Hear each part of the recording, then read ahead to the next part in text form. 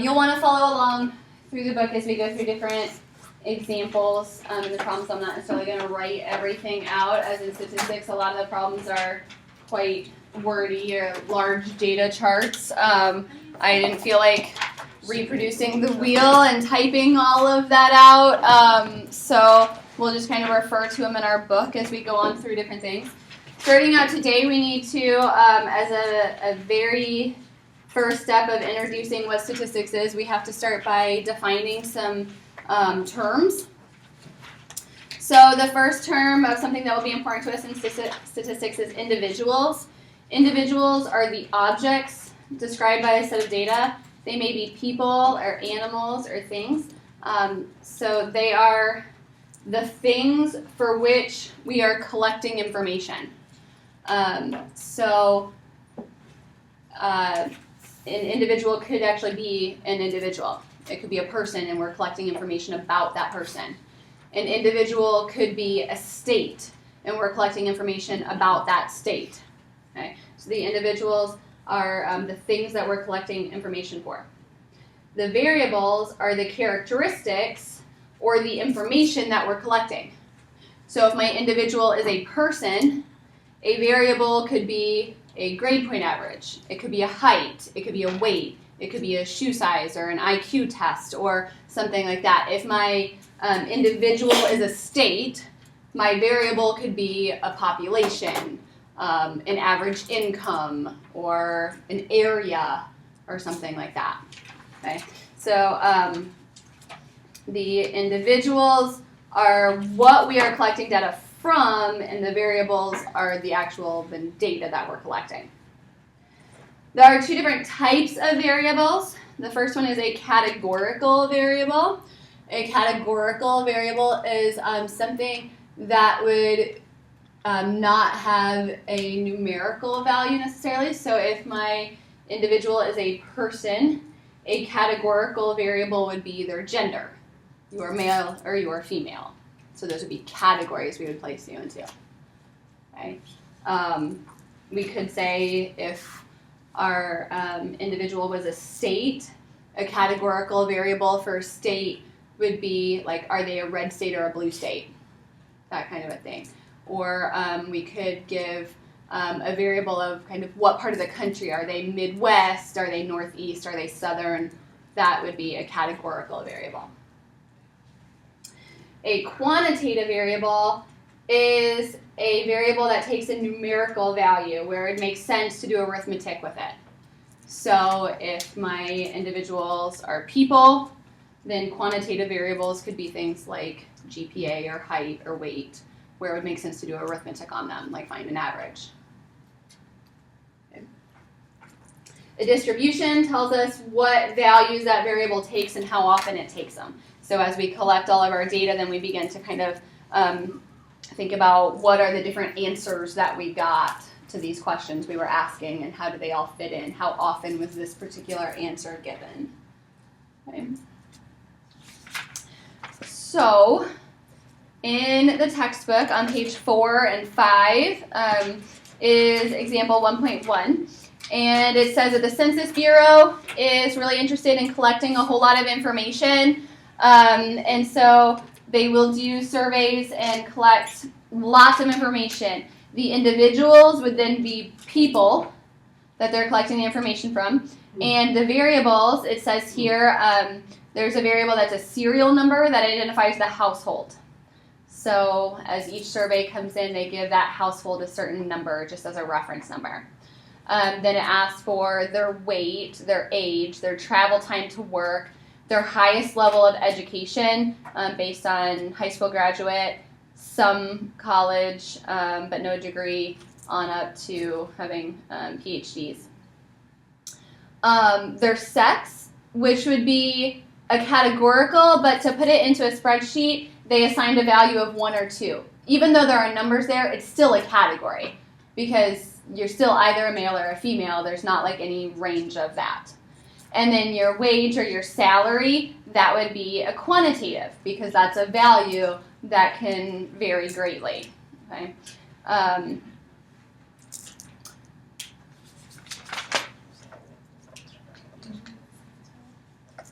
So then on page 7, example 2 talks about some different types of radio stations.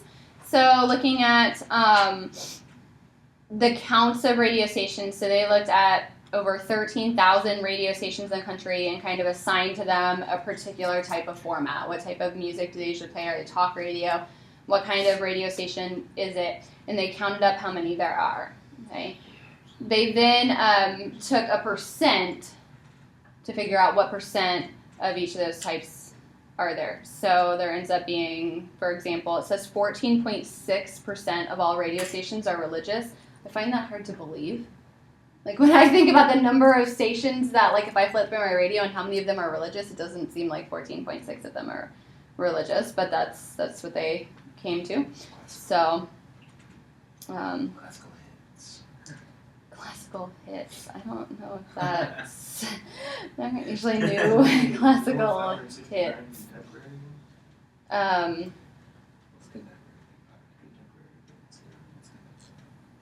Yeah, but then there's like contemporary hit, and then there's adult contemporary rock.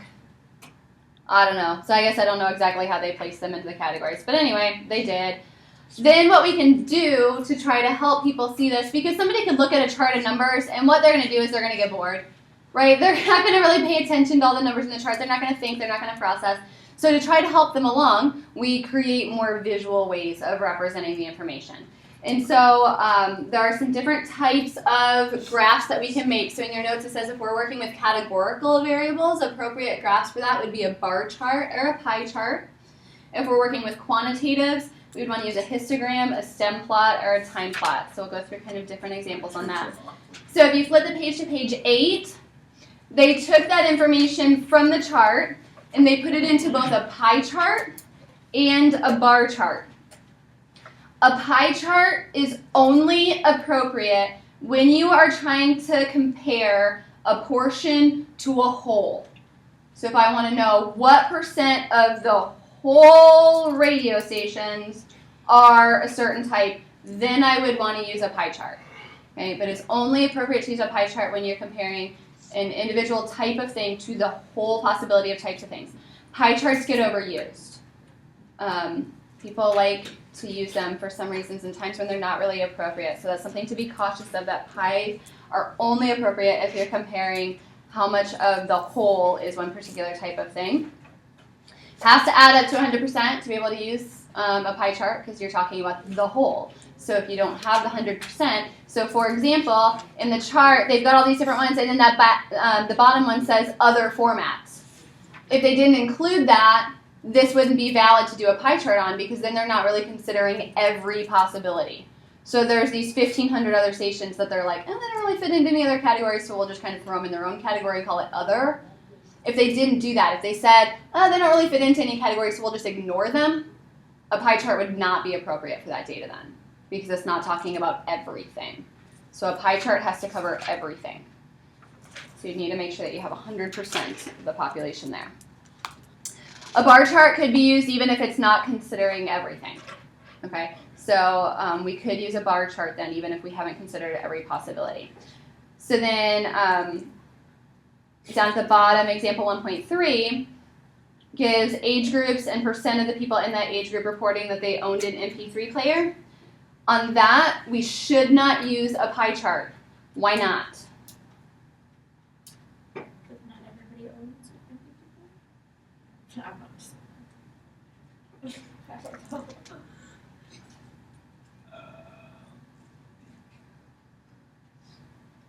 They're not covering everything. They're not considering it as a whole. Who isn't considered? People under 12. People under 12. Oh.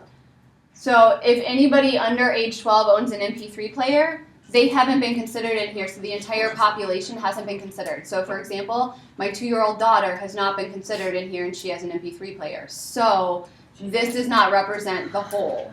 What music does she have on there? Sleep music, like So- relaxation. It's Like okay. So So before you guys think that like I'm Fair extremely enough. wealthy enough to buy my daughter who's 2 years old an MP3 player, it is our old cell phone. Okay, so like I got a new iPhone, and the old iPhone becomes a hand-me-down MP3 player for our children. So she has an iPhone without service. So she has an iPhone that she can watch YouTube on when we're in a Wi-Fi area or listen to music while she sleeps. But so that is why a pie chart would not be appropriate here, because the entire population hasn't been considered. Okay. But then on the next page, on page 9, they did make a bar chart off of that. When making a bar chart, it is important that there are spaces between the bars. Okay, your bars should not butt right up once against each other. So even, we'll talk about that when we get to what a histogram is. What? That's a good question. That's a good, valid question. The short answer to that is that the categories are distinct, so that the age groups are 12 to 17 and then 18 to 24. So there's no way that somebody could kind of flow from one group into the next group. You are in one group or you are in another group. You're either 17 or you're 18. What about like Okay. if you did different colors in the bar graph? You know, like Yeah, we're still not supposed to have them touch each other. When they touch each other, that makes a different kind of graph. And we'll Isn't get like to that. the one where you're comparing the two of them and like the We'll get to it in just a couple pages. One way to mislead with graphs is to adjust scaling. So we need to make sure that our scaling is consistent, so that like those vertical lines, like on the MP3 player graphs, they're counting by 5s consistently, and each of those is an inch or however big it is. Okay. Another thing that people will often do to mislead is to kind of chop off the bottom. So for example, on the radio station one, since they're all above 2, they might just chop off from 0 to 2. And that deceives our eyes, because our eyes perceive area, and so then we're losing a lot of area to some of those bars. So that's something to kind of watch for, that in honesty of reporting, we need to make sure that our scaling is consistent and that they didn't chop anything off of the bottom of the bars. could you do the little like ziggy You thing? still shouldn't, you could. I mean, it's totally legal to do that. It's misleading to the public who isn't really going to think about it. Okay. And that's where it becomes dishonest. It's mathematically correct if you do the little ziggy thing, but people aren't going to look at it and think about it. So it's in making a graph, if you don't feel like, oops, that's a highlighter, not a pen. If you don't feel like reporting all of it, you can do like this little thing and it shows you cut something out there. I think it helps. Okay. I knew what it was. So it's legal because it does show you cut something out, but the average American who looks at it isn't going to think about what was cut out and how that changes the effect of what they're seeing. So,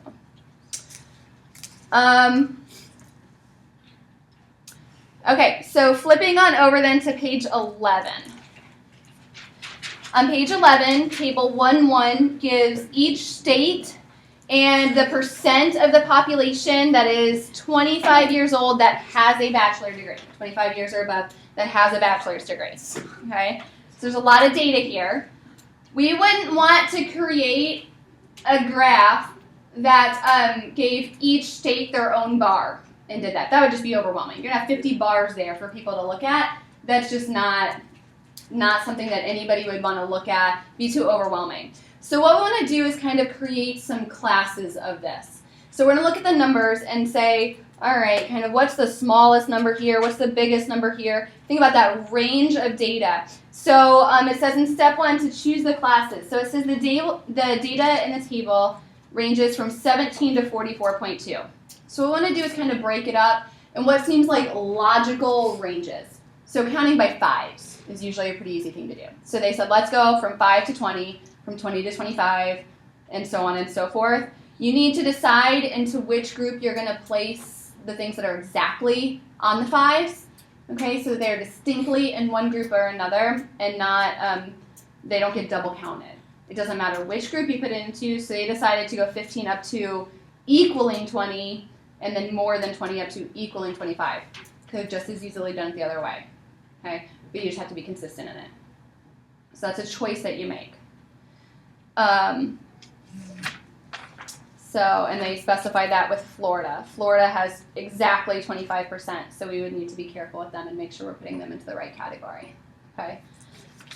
So then, on the next page, step 2 is go through the chart and count up how many states fall into each of those classes. So I'd say, okay, Alabama, 21.2, so that's in the 20 to 25 category. Tally that. Okay. Alaska, 26.6, so that's in the 25 to 30 category. Tally that. So you kind of create a tally that fits into each of those and count them on up. So then they said those are the counts that are in that chart on 12. Okay, they count up. And then I always double check, and they suggest double checking and adding up and make sure that you actually got everyone. So you add up all your counts. It equals 51 because they have DC there as well. So it's all the states plus DC. So making sure that it adds up to the right thing. If you add it all up and you've got 53, you counted a couple of states twice. If you've only got 48, you missed a few. So you always want to double check and make sure that you've actually counted everybody once and only once. So you're saying bar graph this whole thing? We're actually going to create something called a histogram, which is just a little bit different than a bar graph. When they touch. And a histogram is where they touch.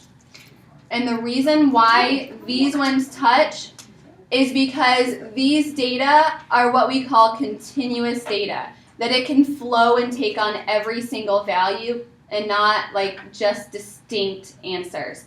So we could have 20, we could have 20.1, we could have 19.9. We could get every distinct value here. So when we're working with these quantitative variables, that's when we're going to use a histogram. When we are working with categories, that is when we will use a bar. So that's the difference, okay? A bar chart deals with categories, and then we need spaces. A histogram deals with quantitative, and then we don't want spaces between them because one flows into the next because you chose the classes. So somebody else could have chosen the classes differently and said, you know what, I don't want to count by 5s, I want to just count by 3s. Same exact data, it'll represent the same thing, but it's going to look different. And that's why we need to be careful of how that's done. Now this is different than the MP3 category one because unless we're considering like little kids like to be 2.5 or 5.5, you're 17 or you're 18, right? You're really one or the other. You're not, you know. So that's why that one they did as a bar instead of as a histogram, whereas in these ones we're going to use a histogram when we're working with quantitative, okay?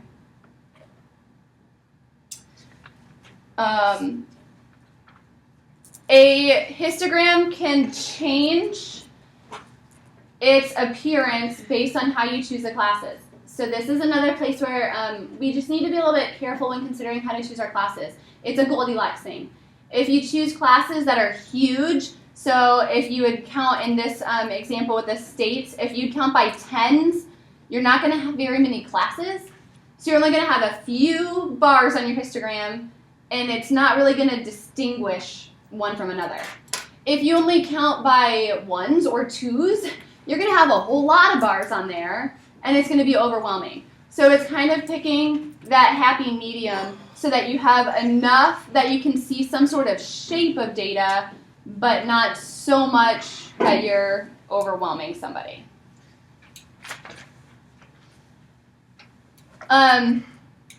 Example 1.6 on page 15 looks at interpreting a histogram here.